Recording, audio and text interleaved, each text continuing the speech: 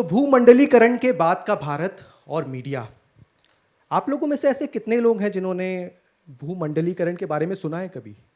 छात्रों से मैं खास तौर से पूछना चाह रहा हूं। ग्लोबलाइजेशन सुना है? उसके पहले क्या था, उसके बाद क्या था, आप लोग जानते होंगे। ये बहुत अनौपचारिक चर्चा है, इसलिए मैं कुछ सवाल आपसे शुरुआत पे रख रहा हूं।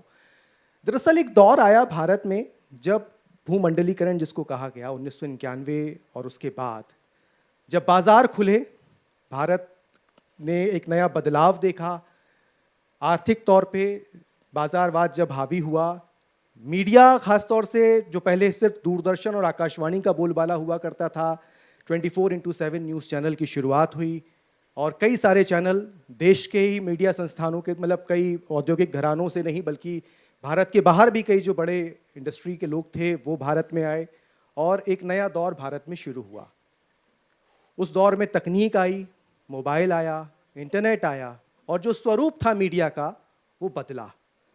लेकिन वो बदलता हुआ स्वरूप भारत के लिए कई अवसर भी लेकर आया तो कई चुनौतियां भी लेकर आया। दुनिया के लिए भूमंडलीकरण एक बाजार, प्रमुखता के तौर पर बाजार कह सकते हैं, पर भारत के मूल में भूमंडलीकरण या ग्लोबलाइजेशन बाजार केवल नहीं था।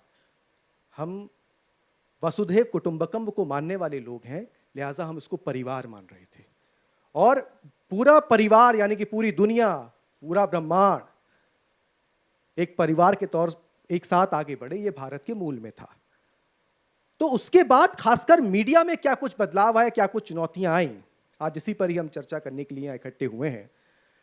चूंकि इस सत्र की अध्यक्षता अमिताभ अग्निहोत्री जी कर रहे हैं, मैं चाहूँगा सर सबसे पहले शुरुआत एक ओपनिंग नोट अध्यक्षीय तौर पर, आपकी बात से एक दिशा तय होगी इस चर्चा की, ये आपका होना चाहिए।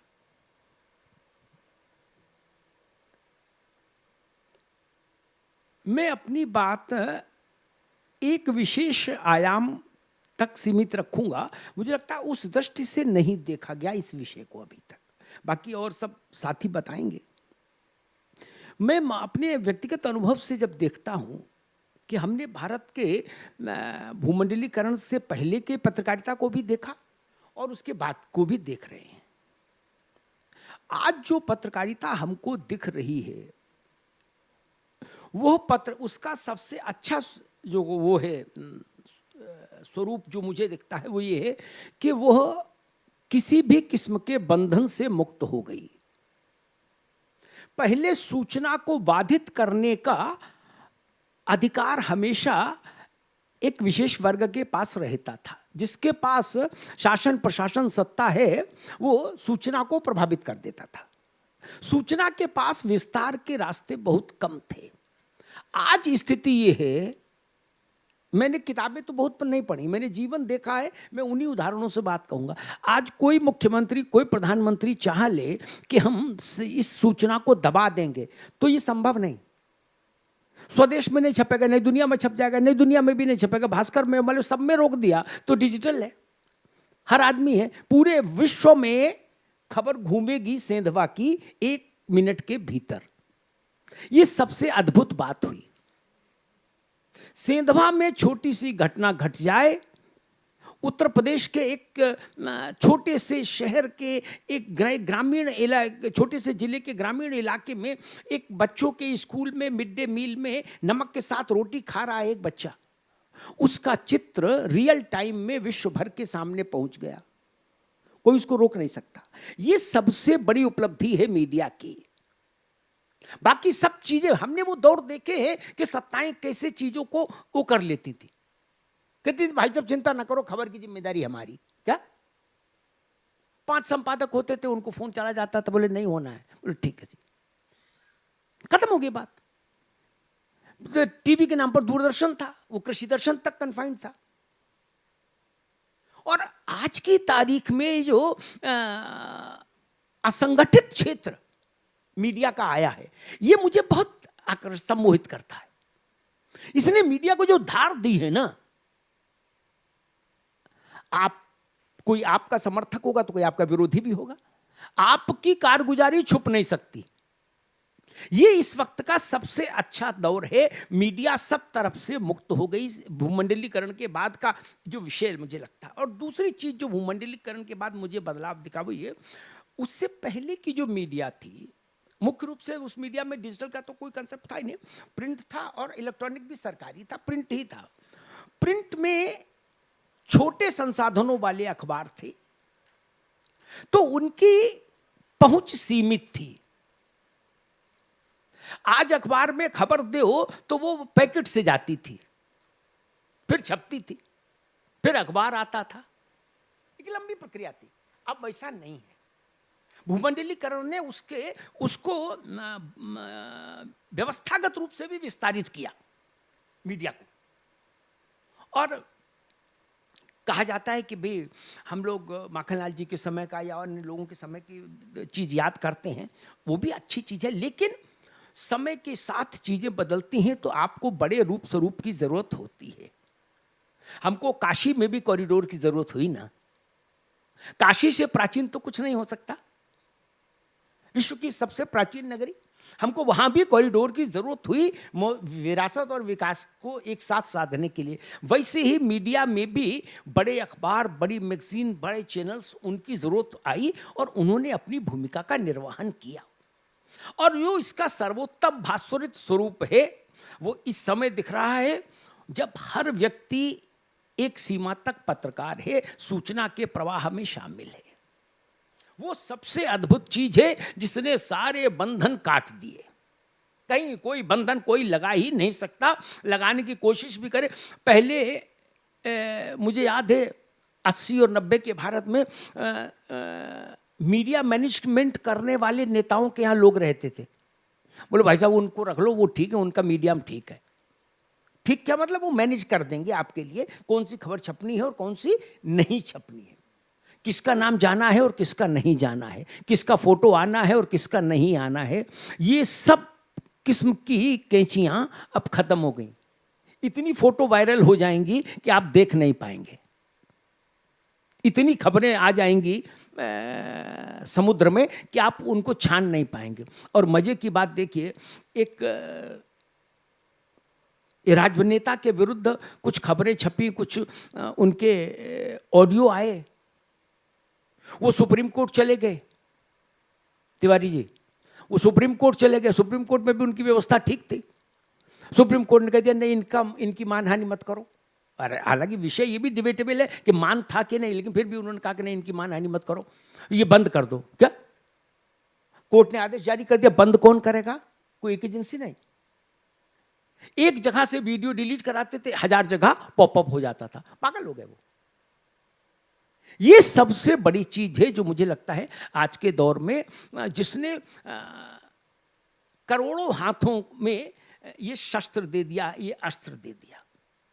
इसीलिए अब वैसा स्टारडम नहीं चलेगा किसी का, ना अखबार मालिक का, न संपादक का, न टीवी मालिक का, न टीवी के संपादक का।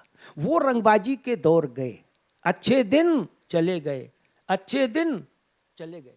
जान लीजिए वो रंगबाजी नहीं, क्योंकि आप जो सूचना दे रहे हैं वो फिल्टर्ड है, अनफिल्टर्ड, बिल्कुल ओरिजिनल फॉर्म में सूचना गांव तक है कि किस नेता ने क्या किया, किसके यहाँ घर में हेलीपैड बना है। ये सूचना बड़ा अखबार छापने से हिचकेगा, लेकिन डिजिटल मीडिया पर तो तैर रही है कि हेलीपैड है भैया के घर में और 3 जहाज हैं। क्या? और पेशा क्या लिखा है लोकसभा में? समाज सेवा। समाज सेवा करते करते 3 जहाज ले लिए। हमने पूछा 3 की क्या जरूरत थी? बोले 2 लड़के थे, ये भी राजनीति कर रहे थे, अब हम कहीं चले जाएं जहाज से तो आपस में लड़ते थे, तो हमने 3 ले लिए, हम छोड़ो जान दो। और पेशा क्या लिख के सबमिट करें लोकसभा सचिवालय में? समाज सेवा। पहले उनके खिलाफ ये खबर जो छाप देता, मुझे याद है कि HT का एक हिंदुस्तान का संपादक पटना गए, हिंदुस्तान अखबार के, तो वो बेचारे उत्तराखंड से, पहाड़ से थे, सरल व्यक्ति थे, तो शहाबुद्दीन के खिलाफ कुछ छप गया। तो शहाबुद्दीन ने जो स्थानीय रिपोर्टर था जिसने खबर भेजी थी, उसका तो जो कुछ सम्मान समारोह करना था वो कर ही दिया तत्काल प्रभाव से। उन्होंने संपादक से कहा कि आप 24 घंटे के अंदर पटना छोड़ दीजिए। और सामान ले जाने लवाने में दिक्कत हो तो हम लड़के भेज दें, वो पैक करा देंगे। ये जो स्थिति थी वो उस समय हो सकती थी, आज नहीं हो सकती। आज तो पूरी हिस्ट्री छप रही है, अतीक की, मुख्तार की, शाहबुद्दीन की, इसकी, देश की, सबकी। तो मुझे लग रहा है ये विषय इस दृष्टि से भी देखा जाना चाहिए कि हमने सही मायने में पत्रकारिता को लोगों तक पहुंचा दिया, लोगों को उसका मालिक बना दिया। अब कोई अग्रवाल, कोई मित्तल, कोई जिंदल, कोई बिंदल पत्रकारिता का मालिक नहीं रहेगा। केवल ननकू भी, रज्जाक भी, सब पत्रकारिता के मालिक हैं अपने अपने स्तर पर। बिल्कुल सही कह रहे हैं आप, लेकिन सवाल समाज में एक ये भी होता है कि नाम लेकर कहा जाता है कि फलाने उद्योग घराने का चैनल है या फलाने उद्योग घराने का इसमें इन्फ्लुएंस है। डॉक्टर ब्रजेश कुमार सिंह जी हमारे साथ मौजूद हैं, भारत के एक बड़े न्यूज़ नेटवर्क में प्रबंध संपादक, कन्वर्जेंस भी हैं। सर, ये जो आज के दौर में कहा जाता है कि जब भूमंडलीकरण हुआ उसके बाद बड़े बड़े प्लेयर्स भारत में आए, मतलब बाहर के दुनिया भर के प्लेयर्स भी भारत में आए, भारत के कुछ बड़े इंडस्ट्रियलिस्ट इस फील्ड में आए, बाजारवाद हावी हो गया और जो पत्रकारिता एक मिशन हुआ करती थी भूमंडलीकरण के पहले, वो मिशन खत्म हो गया। क्या ये बात सही है? आप इसको कैसे देखते हैं? मुझे लगता है कि ये सवाल बार बार पीछा करता है। से थोड़ी देर पहले जो है मैं एक पॉडकास्ट कर रहा था आप ही लोगों के प्लेटफॉर्म के लिए, उसमें भी किसी ने कहा कि जो मिशनरी भाव था वो ख़त्म हो गया है या नहीं। मुझे लगता है कि उसके पहले जिस विषय पे हम लोग हैं, भूमंडलीकरण के दौर में पत्रकारिता, बाजारवाद, औद्योगिक घरानों का प्रभुत्व, एक क्लैरिटी जो है, जो कि एक विश्वविद्यालय का कार्यक्रम है और उसमें भी पत्रकारिता का विश्वविद्यालय है, जनसंचार का विश्वविद्यालय है, तो बिल्कुल ये क्लैरिटी खासतौर पे जो युवा पीढ़ी जो बड़े पैमाने पर है, जो कि आगे चलकर कंटेंट क्रिएटर बनना चाहती है, बढ़िया कम्युनिकेटर बनना चाहती है, बढ़िया पत्रकार बनना चाहती है, एडवर्टाइजिंग पीआर में बड़े मुकाम हासिल करना चाहती है, उसको इस बात की क्लैरिटी होनी चाहिए। हम लोग को तो है, चूँकि अब तो 30 साल हो गए, कि आज के दौर में जो पत्रकारिता है वह आप मिशनरी भाव से करना चाहते हैं या एक प्रोफेशनल के तौर पे करना चाहते हैं। मैं अपने से पुरानी पीढ़ी के बारे में तो नहीं कह सकता। मेरे ख्याल से जब उदंत मार्तंड शुरू हुआ होगा तो निश्चित तौर पर मिशनरी भाव था। एक बड़ा लक्ष्य था कि देश को जो पराधीनता की जो बेड़ी थी उससे बाहर निकालना है, उन जंजीरों को तोड़ना है। एक मिशनरी भाव था। 1947 तक ये मिशनरी भाव चला। उसके बाद भी मुझे लगता है कुछ वर्ष मिशनरी भाव रहे, क्योंकि उस समय भी जो खासतौर पे जो भाषाई पत्रकारिता थे उस पर वही लोग थे जिनके लिए था कि देश तो आज़ाद हो गया है लेकिन सही दिशा में जा रहा है या कि नहीं। तो अगर आप 50-60 तक देखें तो अंदाज जो है काफ़ी कुछ गाइडेंस जैसा होता था कि क्या होना चाहिए, नहीं होना चाहिए। उस पर डिबेट आप ये कर सकते हैं कि भाई कितनी जो है मौलिक आज़ादी आपको रही उस दौर में, क्योंकि भारतीय संविधान का जो पहला संशोधन संविधान लागू होने के महज 2 वर्ष के अंदर आया, वह आपकी फ्रीडम ऑफ एक्सप्रेशन को कर्ब करने के लिए आया, पहला संविधान संशोधन। उसके बाद आप 70s ऑनवर्ड्स अगर आप बात करें, देश में बहुत सारे सोशल चेंजेज हुए, जो सोशल नैरेटिव्स हैं वो भी बदले, समाजवाद एक समय बहुत उछाल पर आया। हम लोगों की जो पीढ़ी थी वह उस दौर में इस इंडस्ट्री में आई। कई लोगों को इस पर बड़ी परेशानी हो जाती है जब मैं पत्रकारिता को इंडस्ट्री कहता हूँ। हमारी पीढ़ी उस इंडस्ट्री वाले दौर में आई और कम से कम मेरे मन में ये कहीं कोई कन्फ्यूज़न नहीं है कि मेरे लिए एक प्रोफेशन है, मेरे लिए मिशन नहीं है। और अगर आप ये कहें कि एक प्रोफेशन के नाते क्या मेरे जो बुनियादी जो कमिटमेंट्स हैं उनमें कहीं कोई कमी आ जाती है क्या? मुझे नहीं लगता है कि उसमें कहीं कोई कमी है, बल्कि मुझे लगता है कि एक प्रोफेशनल के नाते पहले जो है एक ऑप्शनल भाव जो था, जहां पर कि आप एक कैजुअल आर्टिस्ट की तरह जो चीजें करते थे, हम उसको एक प्रोफेशनल के तौर पे करते हैं। और इसलिए कहीं भी ये कंफ्यूजन रखने की जरूरत नहीं है कि जो है ये मिशनरी भाव जब खत्म हो जाता है, जब आप प्रोफेशनल के तौर पर एक्ट करते हैं, तो आप बुनियादी सिद्धांत जो है पत्रकारिता के या जनसंचार के, उससे आप कंप्रोमाइज कर जाते हैं, आपके सामाजिक दायित्व कम हो जाते हैं। आप ध्यान रखिए कि हमारी जो पीढ़ी है, नगमा जी भी उसी पीढ़ी की हैं, जो उस दौर में आए जबकि स्क्रूटनी बहुत ज्यादा बढ़ चुकी थी। हमारे पहले की पीढ़ी जो है, जो मैं कहता हूं ना, एक हिंदी का शब्द है गुलछर्रे उड़ा कर गई, कोई पूछने वाला नहीं था। इस मध्य प्रदेश की तमाम कहानियां हम सुनते हैं। गुजरात जहां पर मैंने लंबे समय तक पत्रकारिता की, वहां पर मैंने सुना है उस दौर कि जब पत्रकारों के राष्ट्रीय डेलीगेशन आते थे, क्या क्या कर्म कुकर्म करके जाते थे। और वो दौर तब था जबकि हम मोटे तो अपने मानते थे कि अभी भी पत्रकारिता जो है मिशनरी भाव में। आज की जो जनरेशन है और या हमारे बाद वाली जो जनरेशन है, मुझे लगता है वो और ज़्यादा चुनौतीपूर्ण परिस्थितियों में ये काम कर रही है। इसलिए कहीं से भी ये मन में जो है ये परेशान होने की आवश्यकता नहीं है कि भाई पत्रकारिता बहुत बिगड़ गई। अभी अग्निहोत्री जी ने बात की कि भाई कितना जो है यह कुछ लोगों के प्रभाव से मुक्त होकर यह सर्वव्यापी हो गई। मुझे लगता है कि अगर इसको थ्योरेटाइजेशन कहें, जो कि थोड़ा बहुत मीडिया के मतलब इंडस्ट्री के अलावा एकेडमिक पहलू से भी मेरा संबंध रहा और आज भी कोशिश करता हूं, तो दया थुस्सू की बहुत पहले जो है, मुझे याद है 2000 के आसपास एक किताब आई थी, न्यूज़ एज इंफोटेनमेंट। तो मुझे लगता है कि जो स्वरूप जो है बहुत ऑर्गेनाइज ढंग से एक बार कोशिश भी की गई इसको स्टडी करने के लिए, क्या क्या जो ब्रॉडकास्ट है या जो ओवरऑल मीडिया जो है, वो जो ट्रिपल सी जो है क्राइम, क्रिकेट, सिनेमा, वहीं तक सीमित तो नहीं रह गया है। मुझे लगता है कि उसके आगे बहुत ज़्यादा गाड़ी जा चुकी है। आज जिस दौर में हम आप ये बातें कर रहे हैं, मुझे लगता है कई सारे नए नए नोमेनक्लेचर आ चुके हैं, जिसमें कि हम हाइपर लोकल जैसे शब्द इस्तेमाल कर रहे हैं, जहाँ पर कि कंटेंट जो है, जो एक समय माना जाता था कि अंग्रेजी में सबसे ज़्यादा बिकता है, चलता है, सबसे ज़्यादा पोटेंशियल है, मैं आपकी जानकारी के लिए बता दूं कि आज की तारीख में अंग्रेजी के चैनल चलाने घाटे का सौदा है। आज की तारीख में बिजनेस का चैनल चलाना घाटे का सौदा है। आज की तारीख में जो पत्रकारिता अगर कमर्शियली भी प्रॉफिटेबल है, वो वही पत्रकारिता है जो कि भारतीय भाषाओं में हो रही है और जिसकी अगुवाई हिंदी कर रही है। जो प्राइवेट जो कंटेंट क्रिएटर्स हैं, जो मैं कहता हूं, जो प्राइवेट अगर मैं कह रहा हूं बिकॉज इंडिपेंडेंट हैं, वह किसी ऑर्गेनाइज्ड स्ट्रक्चर के पार्ट नहीं है। अगर वो भी सबसे ज्यादा अपने लिए कहीं सक्सेस हासिल कर रहे हैं तो वह भारतीय भाषाओं में कर रहे हैं।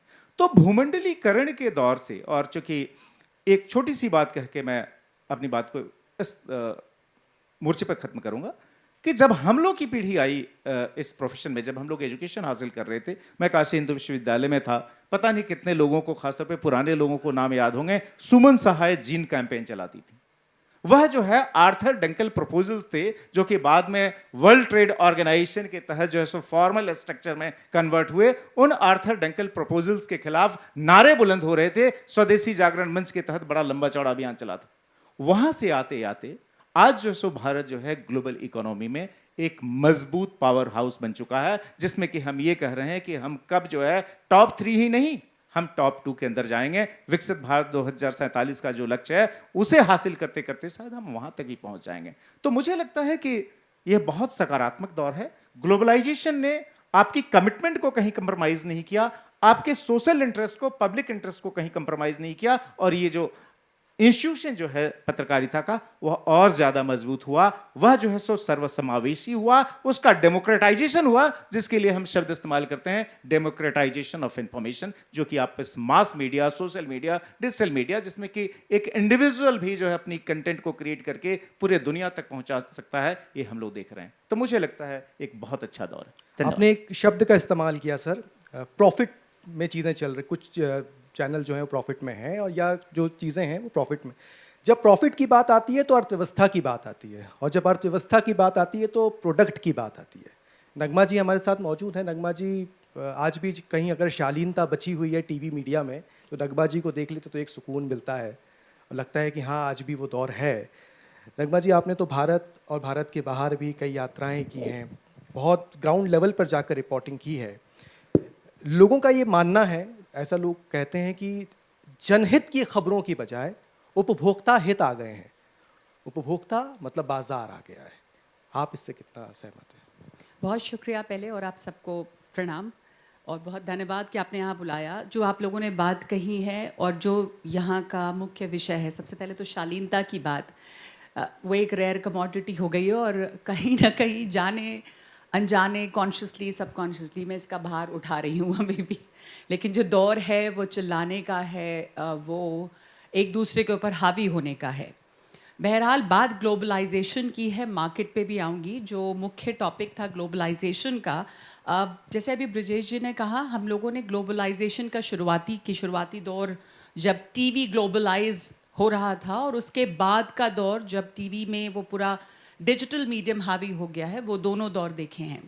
तो मैं थोड़ा सा इसका जर्नी, मैंने शुरुआत ही तब की जब एक तरह से 24 आवर न्यूज़ चैनल लॉन्च हो रहे थे, और जो बाहर के लोग यहाँ पर आ रहे थे, जैसे रूपर्ट मर्डॉक, वो जब यहाँ पर आए और स्टार न्यूज़ था तब, और उसमें उन्होंने इन्वेस्ट किया और तब 24 आवर न्यूज़ चैनल खुला, NDTV। मैंने उस NDTV को शुरुआत से देखा और उस चैनल को हम लोगों ने लॉन्च किया। और जो उस वक्त मीडिया की ताकत थी, वो मैं कह सकती हूँ कि वो मीडिया का सबसे ग्लैमरस दौर था। मीडिया की ताकत यहाँ तक कि जो कमर्शलाइजेशन की आपने भी बात की ना, तो वो एक इस तरह की ताकतवर एंटिटी बन गई थी कि तब एक B2B मॉडल हमने देखा। मैंने देश भर में घूम घूम कर रिपोर्टिंग की, इलेक्शंस कवर किए, और उस दौरान NDTV और स्टार न्यूज़ का वो जलवा था जब ताज जैसे होटल हमारे साथ B2B अलाइनमेंट करते थे और एयरलाइंस, और हम उस शान और शौकत से जाते थे, ट्रैवल करते थे, रिपोर्टिंग भी करते थे। हालांकि गांव-गांव जाकर अपने किया, पर जो मीडिया की ताकत थी और जो उसमें कमर्शियल इंटरेस्ट आ गया था। पर जब ग्लोबलाइजेशन की शुरुआत हुई और 90 के दशक की आपने बात की, तो जो ग्लोबलाइजेशन का कॉन्सेप्ट था, मुझे लगता है वो तभी शुरू हो गया जब ग्लासनॉट और पेरेस्ट्रोइका जो है, उसके साथ साथ ये ग्लोबलाइजेशन जो है वो शुरू हो गया था। और अमेरिका में एक बहुत बड़े थिंकर हुए थे, फ्रांसिस फुकुयामा। उन्होंने तब कहा था कि इस लिबरल डेमोक्रेसी और ग्लोबलाइजेशन के साथ this is the end of history in the last man standing. But अब आप जब वापस देखते हैं तो मुझे ये भी लगता है कि ग्लोबलाइजेशन ही अब सेल्फ लिमिटिंग है। ग्लोबलाइजेशन हुआ, अपने चरम पे पहुंचा, और उसके बाद अब का वो दौर है जो अमेरिका, जो लिबरल डेमोक्रेसी का चैंपियन रहा, वो खुद उस ग्लोबलाइजेशन और लिबरल डेमोक्रेसी से बाहर आ गया। और उसने, अब आप देखें तो मागा का दौर है, मेक अमेरिका ग्रेट अगेन। तो वो जो ग्लोबलाइज्ड वर्ल्ड था जिसकी कल्पना हुई थी, और लिबरल डेमोक्रेसी को अमेरिका दुनिया भर में फैला रहा था और अपनी वैचारिक शक्ति से इस बात को फैला रहा था, और बाजार हावी था। अब आप देखें तो बात अपने की होती है, स्वयं की होती है कि हम कैसे अपने देश को महान बनाएं। एक बार फिर से वो आइसोलेशनिज्म जो कि अमेरिकन फॉरेन पॉलिसी की बुनियाद में रहा, वो वापस आ रहा है। वो आइसोलेशनिज्म जो है वो दिखाई दे रहा है। जो बहुपक्षीय गुट हैं वो धीरे धीरे कमज़ोर हो रहे हैं। और भारत में जब ग्लोबलाइजेशन आया तो एक बहुत ही अद्भुत दौर था। उस वक्त ये हो रहा था कि जो दुनिया भर का कंटेंट था वो भारत आ रहा था। तो आप MTV देखें, वो Bharat, bold and beautiful Hindustan की ऑडियंस, और गांव-गांव में MTV और बोल्ड एंड ब्यूटीफुल जैसे सीरियल हो रहे थे। हमने ये भी देखा कि जो रूरल इंडिया था, ग्रामीण भारत, वो 200 साल की जो वेस्टर्न इंडस्ट्रियलाइजेशन थी उसको वो देख रहा था, उसमें उसकी भागीदारी हो रही थी। लेकिन ताकत उस वक्त मीडिया की ये थी कि इंडियन सब कॉन्टिनेंट का जो कंटेंट था उसको ग्लोबल प्लेटफॉर्म्स अपना रहे थे, और सभी चीज़ें जो हैं वो भारतीय कंटेंट वो दुनिया भर में जा रही थी। तो ग्लोबलाइजेशन का फ़ायदा ये हुआ कि मीडिया को एक नई ऊर्जा मिली, एक सहभागी बना मीडिया जो है तमाम चीज़ों में। जो भारत की कहानी है उसको कहने का मौका मिला। उसके पहले भारत की कहानी, जो हमारा इम्पैक्ट था, वो हम कहाँ कह पाते थे, वो दूरदर्शन पर उसकी पहुँच क्या थी। पर उससे बढ़ते बढ़ते जब आप डिजिटल दौर आ चुका है तो हमारा जो इम्पैक्ट है वो ये है कि जो लोकल कंटेंट है उनको ग्लोबल ऑडियंस देख रही है, और ये इन्फ्लुएंसर्स और डिजिटल मीडियम के ज़रिए काफ़ी ज़्यादा इसकी पहुँच जो है वो बढ़ी है। भारतीय कंटेंट, तो वोकल इन लोकल वाली जो बात होती है वो यहाँ पर बहुत ज़्यादा अब नज़र आ रही है कि आप दुनिया भर में अपनी बात कह सकते हैं। और आपने जो अभी कहा था वो बात सही है कि हमको किसी भी बड़े टीवी चैनल की अब ज़रूरत नहीं है। तो वो अब हम उस ग्लोबलाइजेशन से इस दौर में आ गए हैं जब माइक आप सबके हाथ में है।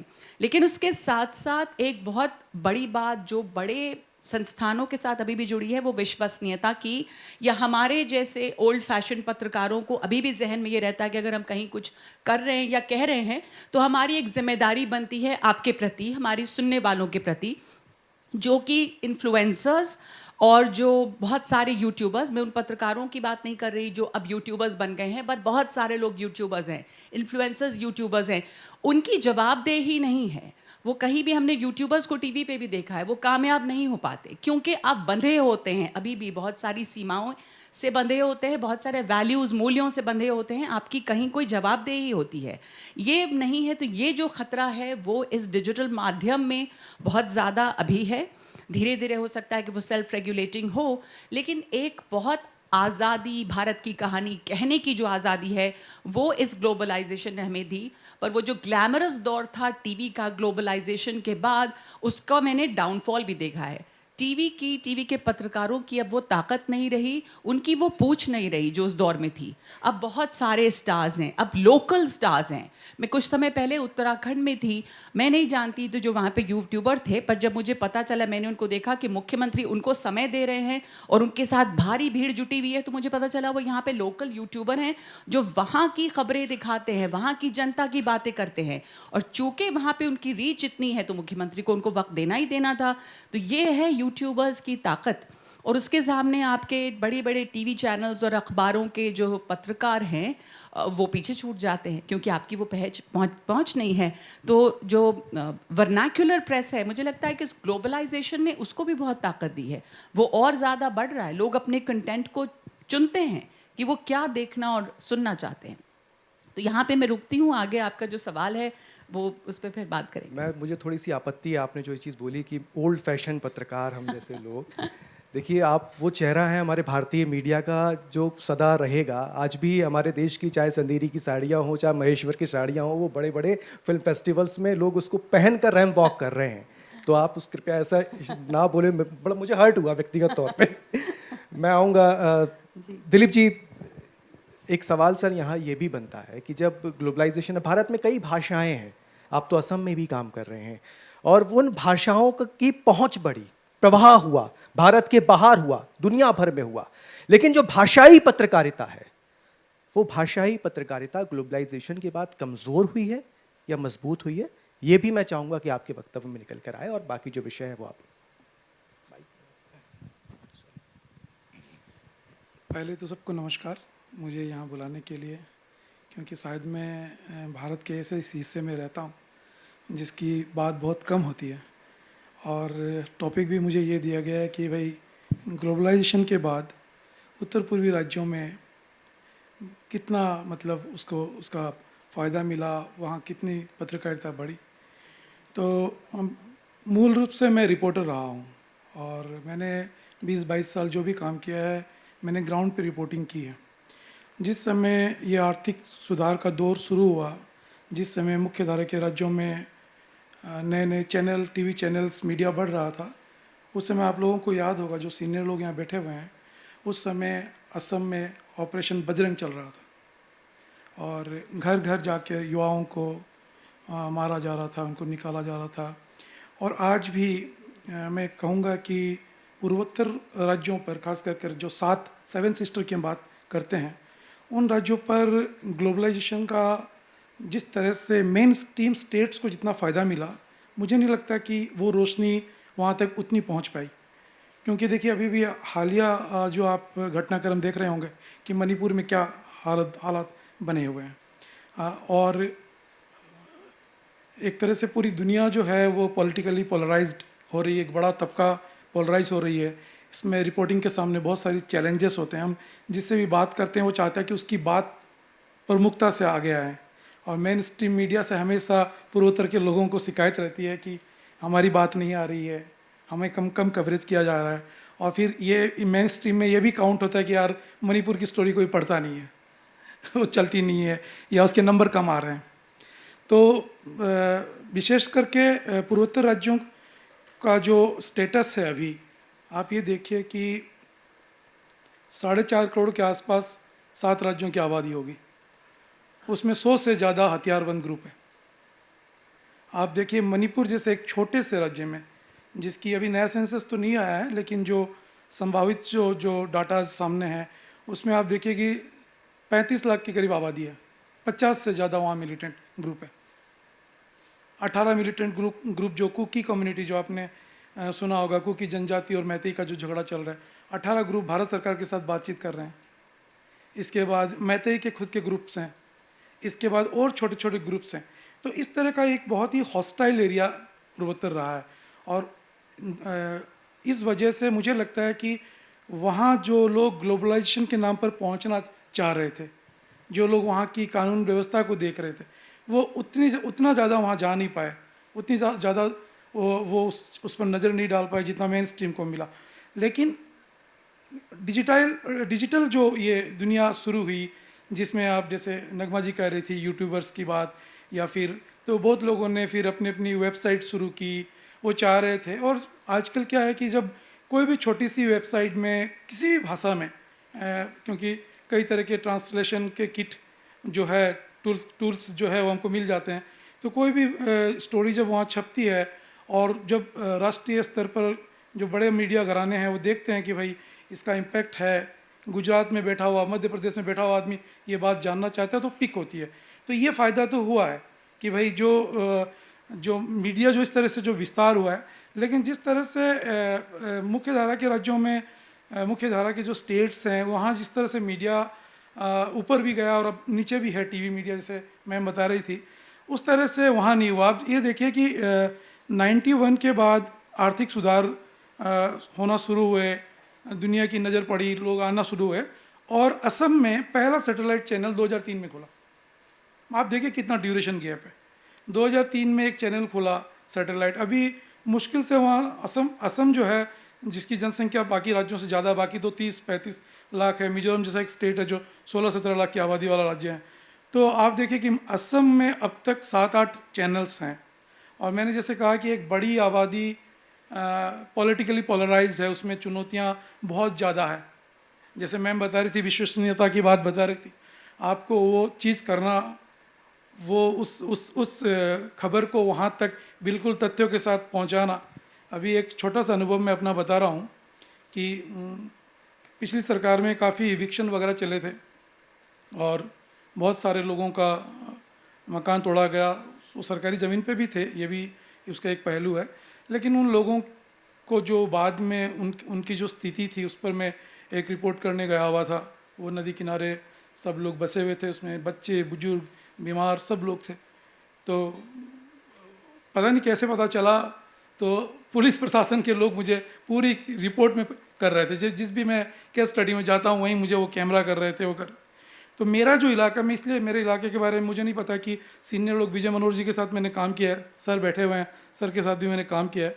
तो जो मेरी जो बात है मेनली स्टूडेंट्स लोगों के लिए है कि भाई आपको अगर असली पत्रकारिता करनी है, स्कोप बहुत है। ब्रजेश जी ने कहा, नगमा मैम ने कहा कि भाई आप अपनी बात, अपनी कहानी पहुंचा सकते हैं, लेकिन आपको अच्छी पत्रकारिता करने के लिए या उस तरह के चीज़ों को जानने के लिए एक बार उत्तर पूर्व में आपको एक्सप्लोर करना चाहिए। मेरे हिसाब से वहाँ जाना चाहिए आपको। 200 से ज़्यादा जनजातियाँ हैं, सबके झगड़े हैं, सब इतने कॉम्प्लिकेटेड। आप सोचिए कि एक 34-35 लाख आबादी वाले मणिपुर की दिक्कतों को अभी तक मतलब ठीक नहीं किया गया है, अभी भी चल रहे हैं। अभी लास्ट इसी मतलब लास्ट वीक की बात बता रहा हूँ कि अभी नागा और कुकी में नया झगड़ा शुरू हो गया है। जी नागा के अपने हैं। तो जी जी जी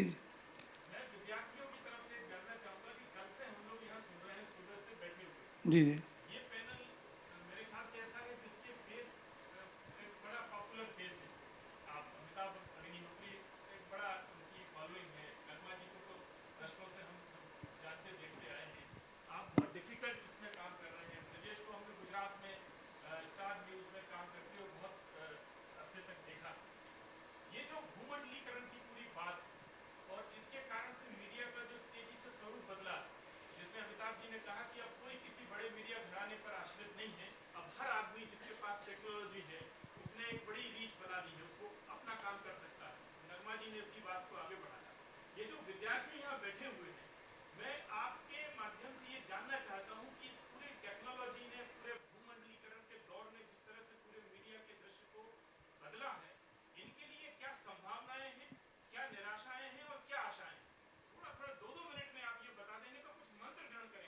जी जी। नहीं, मैं निराशा की बात तो नहीं कहूँगा, क्योंकि हम हमेशा उम्मीदों पर आगे बढ़ते हैं। लेकिन मैं कहता हूँ कि स्कोप बहुत आया है, स्कोप आया है अपने आप अपनी कहानियाँ कहने की, और तथ्यों के साथ पूरा। ये किसी की मैंने जो पत्रकारिता अपने लोगों से सीखी है, सीनियर लोगों से, किसी की परवाह किए बिना आपको तथ्यों तक पहुंचना है। आपको किसी एक पक्ष के उसमें क्योंकि बहुत सारी बातें हैं, जैसे हमारे यहाँ जो सैटेलाइट चैनल है वो भी पॉलिटिकल पार्टी के उन लोगों के ही हैं, तो सेंसर भी हैं थोड़ा बहुत। लेकिन मैं ये नहीं कहता कि कोई भी चीज़ आपको रोक सकती है इस ग्लोबलाइजेशन के दौर में। आप अपनी बात, अपनी अच्छी कहानी किसी भी माध्यम से, आप अपने पेज पर, किसी साइट पर, आप उसको, उसके जरिए आप हर व्यक्ति तक पहुंचा सकते हैं, चाहे वो कहीं बैठा है। लेकिन बस वो ये हो कि वो किसी की भी छेड़छाड़ के बिना और तथ्यों के साथ पूरी पक्की कहानी हो। बिल्कुल। अमिताभ जी, जो सवाल सर का था, मैं चाहूँगा कि वो राउंड हमें शुरू करना चाहिए।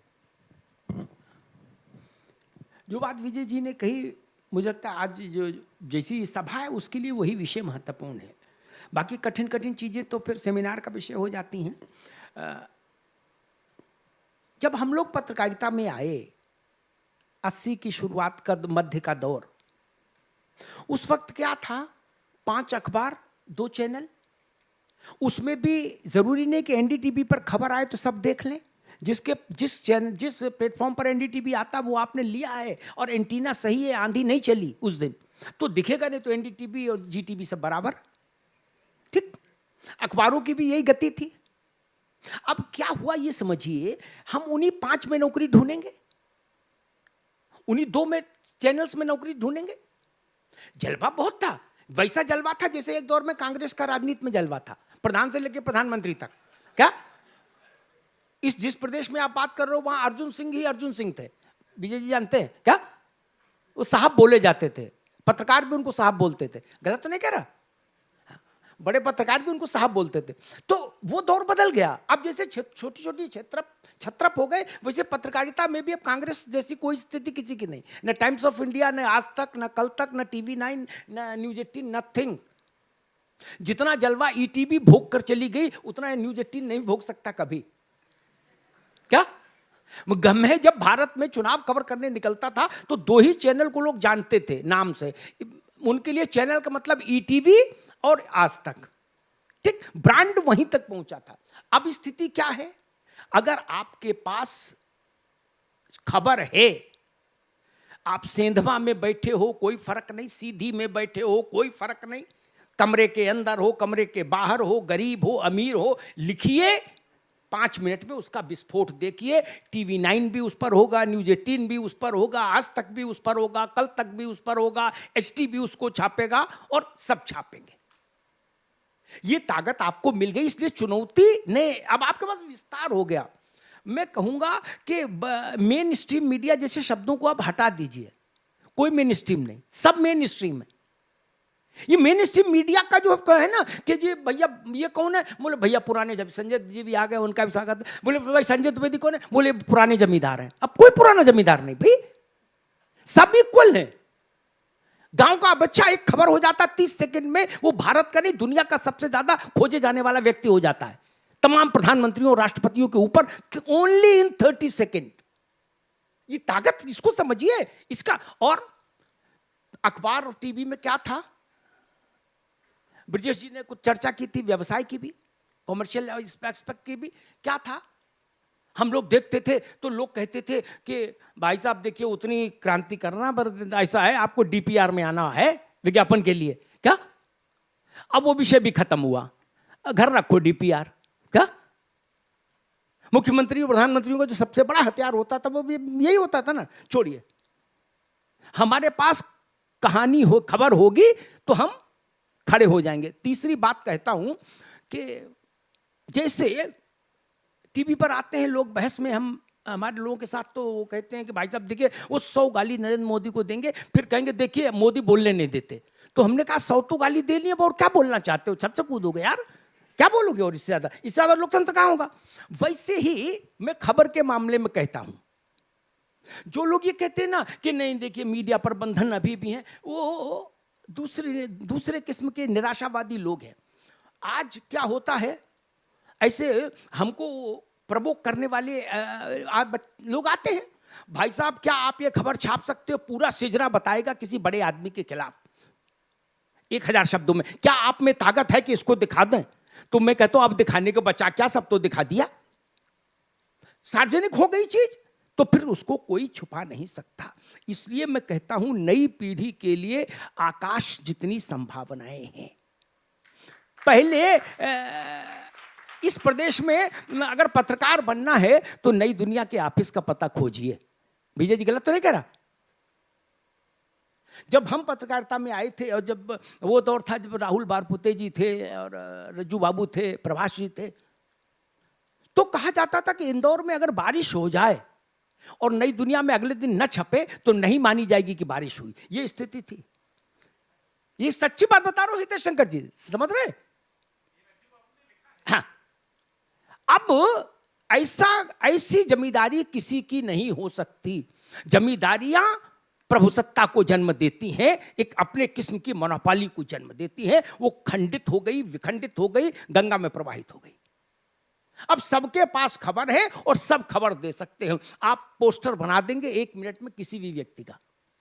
ये इस ताकत को समझिए। ये भारत के, मैं ग्लोबल और अंतर्राष्ट्रीय और ब्रह्म भूमंडलीकरण और कठिन कठिन शब्दों में नहीं जाता। उन शब्दों से मैं हमेशा बचता हूं। मैं सरल भाषा में कहता हूं, आपके पास ब्रह्मास्त्र है, ईमानदारी के साथ इसका उपयोग करिए। आप जितनी जल्दी सफल हो सकते हैं उतनी ही जल्दी असफल भी हो जाएंगे। अगर आपने उसमें गलतियां की, आपने उसमें मिलावट करने की कोशिश की, आपके कंधे पर किसी ने बंदूक रखकर चलाई, तो आप बहुत जल्दी खारिज भी हो जाएंगे। 30 सेकंड में खारिज और 30 सेकंड में आकाश, दोनों आज के दौर में संभव हैं। जो बात अभी शायद नगमा ने कही कि मुख्यमंत्री नहीं, प्रधानमंत्री भी और प्रधानमंत्री पद के आकांक्षी भी हर उस व्यक्ति से रिश्ता रखना चाहते हैं जो इन्फ्लुएंसर है, यानी जिसके पास जनता को प्रभावित करने की शक्ति। इन्फ्लुएंसर शब्द से थोड़ा गड़बड़ अर्थ निकलता है, उसका सांस्कृतिक अर्थ ही समझ लीजिए। जो भी जनता को प्रभावित कर सकता है वो राजनेता के लिए दामाद जैसा है, मानना ही होगा। अच्छा लगे तो, बुरा लगे तो, रात में मिलो तो, दिन में मिलो तो। तिवारी जी और हितेश शंकर वाजपेयी बैठे, ये जानते होंगे कि कुछ से दिन में मिला जाता, कुछ से रात में भी मिला जाता है ना।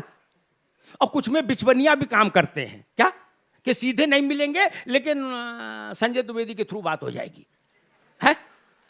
हमारा प्रणाम कहना भैया से और भैया से कहना कोई दिक्कत हो तो हमको संजय जी से कहलवा दे। ये भी है। ताकत आपकी है, उस ताकत की पवित्रता को बनाकर रखिए। ये अद्भुत दौर है दोस्त, अद्भुत दौर। किताबें पीछे छूट गईं, बड़े चैनल पीछे छूट गए। पहले लोग कहते थे नौकरी चली जाएगी तो क्या होगा, अडानी अंबानी तो है नहीं कि चैनल शुरू कर दें, घास खो देंगे, इसलिए नौकरी में बने रहो। अब नहीं, जो नौकरी में बन कर रहते हुए कभी नहीं जाने गए इस देश में, वो नौकरी छोड़ने के बाद जाने जा रहे हैं। मैं 20 नाम दे दूं। जो नौकरी में रहते हुए कभी अपने मोहल्ले में नहीं जाने गए, वो देश में जाने जा रहे हैं। ये बदलाव है इस समय का। ब्रजेश जी, सर का ही सवाल और उसके आगे वही कि भूमंडलीकरण के बाद का भारत तो आपने बहुत देखा, अभी तक आप उस इंडस्ट्री में हैं, लेकिन अब ये जो छात्र बैठे हुए हैं, अब से बाद का भारत, और जो ब्रह्मास्त्र की बात सर कर रहे थे, वो क्या ब्रह्मास्त्र, वो क्या चीजें हैं जिसका इस्तेमाल अब आने वाले समय में हो सकता है जो इनके भविष्य के लिए अच्छा होगा? मैं हमेशा आप लोगों से कहूँगा कि आप रियलिस्टिक रहिए। ये दौर जो है आपको बड़े बड़े सपने दिखा सकता है, लेकिन उन सपनों को हकीकत में बदलना यह सिर्फ और सिर्फ आपके हार्डवर्क से हो सकता है, रियलिस्टिक होने से हो सकता है। जब मैंने अभी से थोड़ी देर पहले कहा कि इंफॉर्मेशन की जो कमोडिटाइजेशन जो है, जिसमें कि ब्रांड नहीं है वो कमोडिटी हो चुकी है, डेमोक्रेटाइजेशन हो चुका है, उसमें ये भी सत्य है कि जो मीडिया है, अभी हम लोग ये बात कर रहे थे कि भाई इसको मेनस्ट्रीम मीडिया कहा जाए नहीं कहा जाए, उस डिबेट से आगे निकल कर मैं जाके कहूँगा कि शायद आप अपनी रिलेवेंस भी खो रहे हैं, खासतौर पे जो बड़े ऑर्गेनाइजेशंस जो स्ट्रक्चर्ड रहा है। और मुझे लगता है इसके पीछे जो एक कारण सबसे ज़्यादा जिम्मेदार है वो ये है कि हम अपने बेसिक्स से फिसल गए। बेसिक्स क्या था? बेसिक्स ये था कि आप इंटरमीडिएटरी का रोल प्ले करेंगे। आप ध्यान से इस बात को सुने, हमें अगर रिप्लेस किया गया, क्यों रिप्लेस किया गया? अगर आज की तारीख में अगर हितेश वाजपेयी जी कोई ट्वीट करते हैं और उसी ट्वीट को जो है सो कोट करके अगर मध्य प्रदेश का कोई टीवी चैनल या अखबार अगले दिन खबर बना रहा है, आप तय मानिए आप रेलेवेंट नहीं हैं। जो चीज आपकी ओरिजिनलिटी थी वो आप खत्म कर चुके हैं। अगर आप माध्यम नहीं है आज की तारीख में, आप किसी और की चीज को कॉपी पेस्ट कर रहे हैं, तय मानिए आपके लिए कोई गुंजाइश नहीं है। और ये सिर्फ और सिर्फ डराने के लिए नहीं कह रहा हूं, यह नंगी सच्चाई है।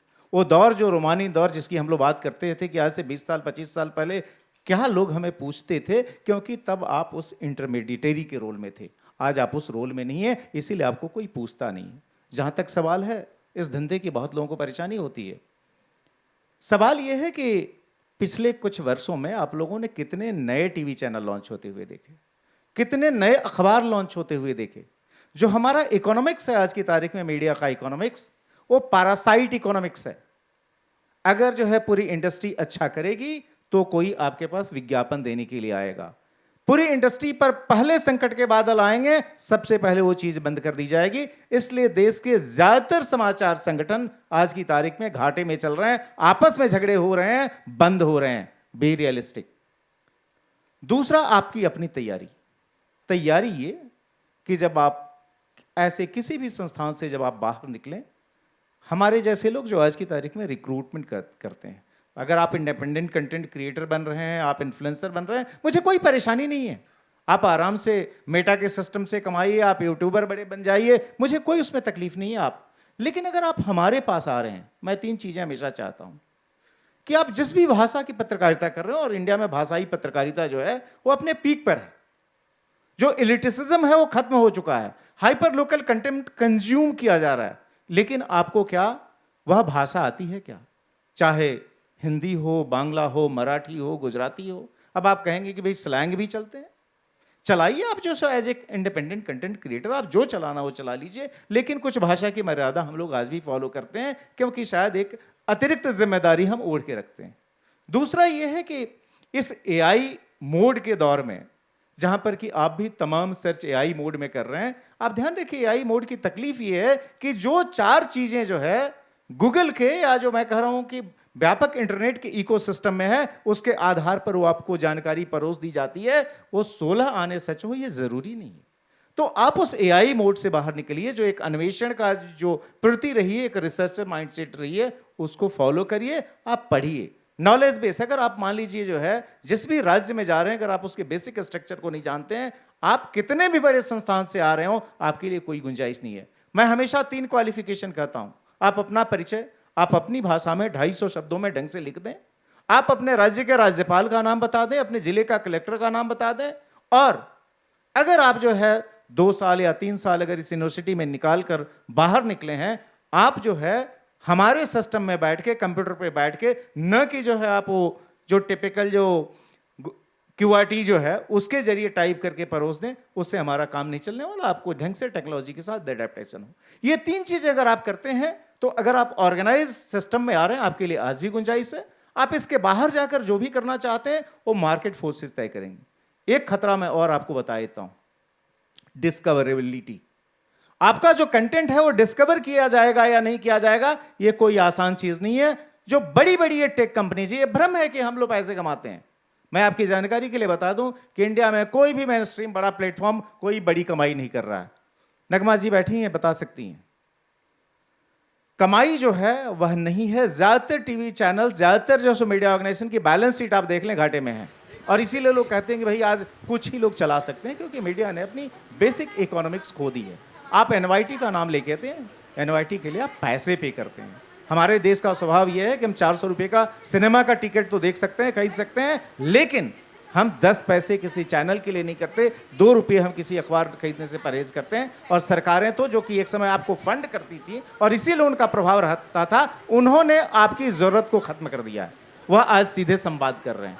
तो इसलिए मुझे लगता है कि इस दौर में आप अपनी इन बुनियादी तैयारियों को करके आइए। अगर आप स्वतंत्र तौर पे करना चाहते हैं, मार्केट फोर्सेज आपको डिसाइड करेंगे। वहां भी मार्केट फोर्सेज है, आजादी नहीं है। आप इस बात का ध्यान रखिए।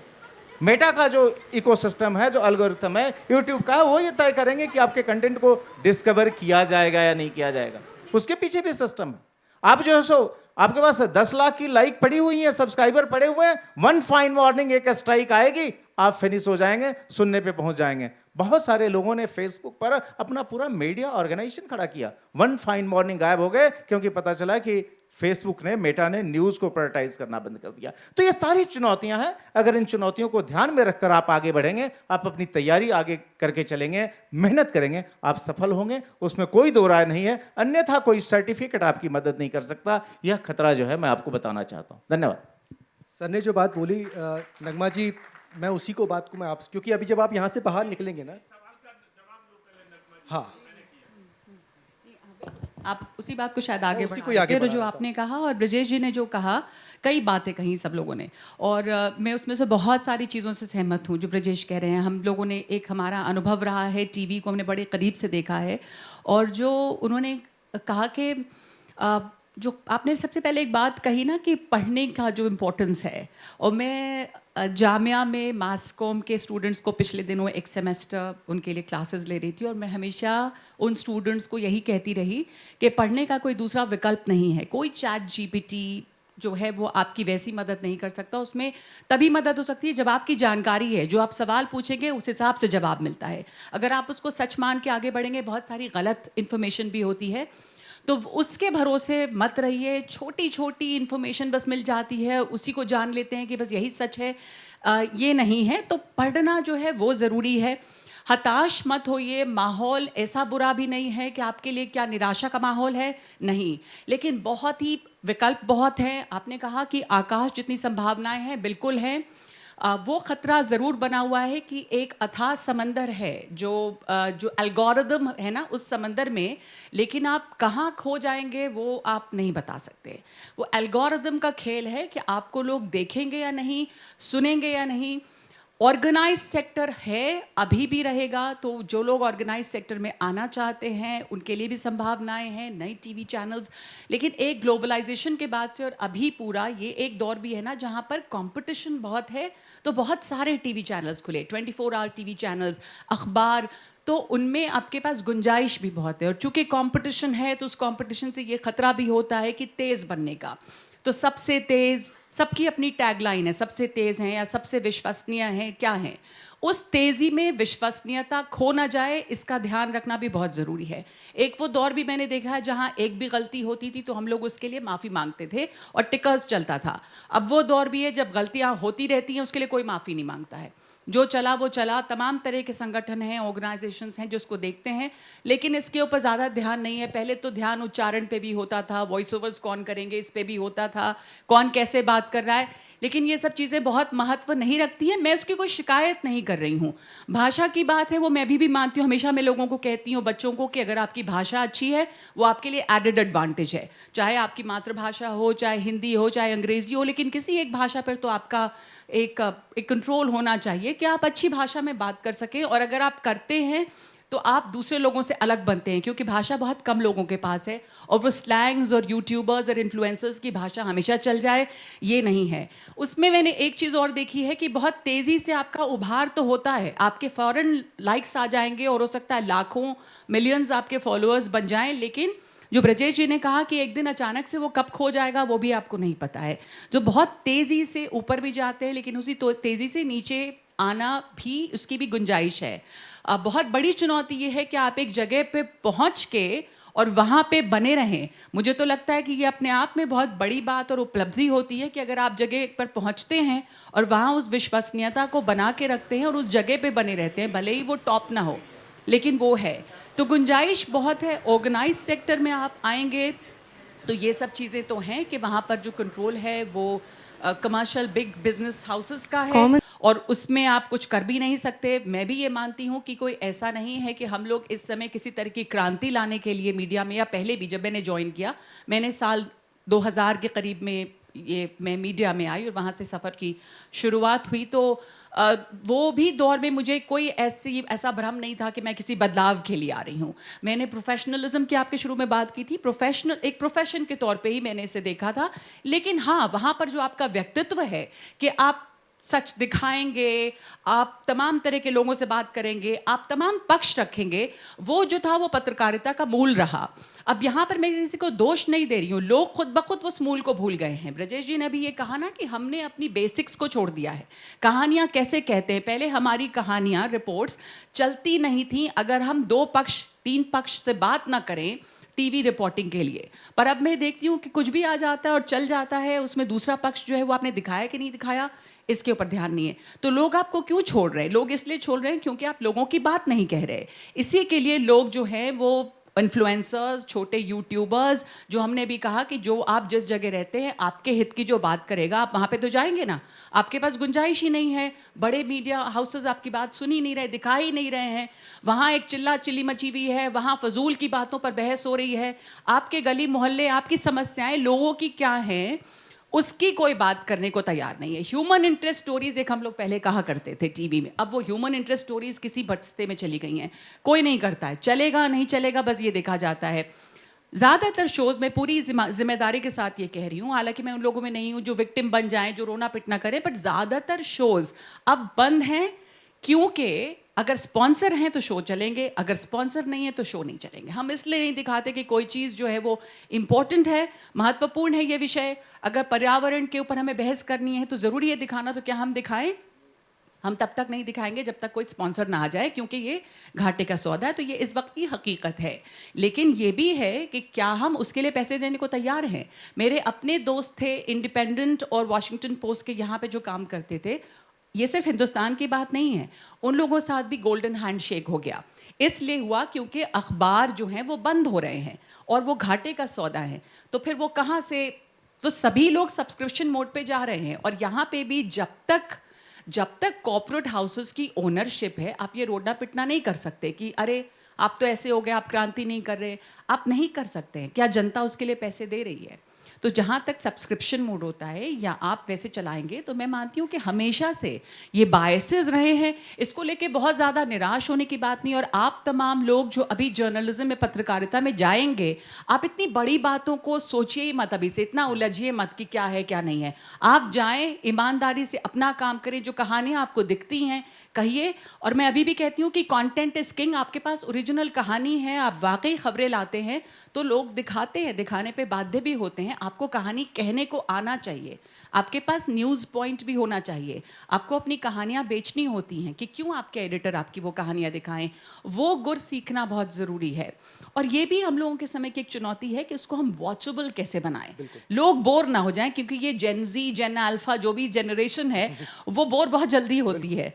तो हमें उस चीज़ को एक उसकी विश्वसनीयता ना खोते हुए दिलचस्प बनाने की भी चुनौती जो है वो आपके सामने रहेगी, चाहे आप ऑर्गेनाइज सेक्टर में जाएं, चाहे इंडिपेंडेंट काम करें। आपके कुलगुरु जी का प्रयास भी था। विषय तो एक बहाना है, मुख्य मुद्दा विद्यार्थी सेंट्रिक होना है कि विद्यार्थी कुछ लेके जाएं, हमारे अतिथियों से लेके जाएं, विषय से लेके जाएं, उनके बातों से लेकर जाएं। फिलहाल इस सत्र को हमें यहीं रोकना होगा।